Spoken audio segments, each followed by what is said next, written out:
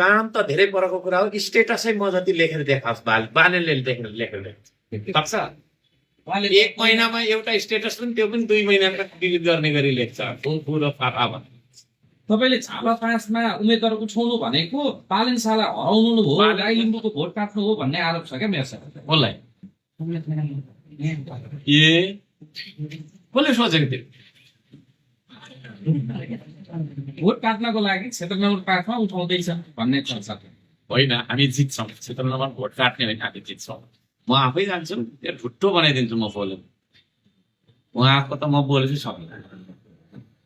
बरु केपी आउन् बालेन आउनु हुन्न भन्ने मनसाय हो तपाईँको? होइन, केपी पनि आउनु हुँदैन। केपी किन आउनु? उहाँले त कतिचोटि आउने, के गर्ने भने क्या हो, ढुङ्गालाई उसिनेर आलुदम सक्दैन बनाउन सकिन्छ त्यो भन्नु। र केपी ओलीलाई होइन जिताएर यो देशको विकास गर्छु भन्नु एउटै हुँदैन। ढुङ्गालाई कति चाहिँ तपाईँले जिताउनु?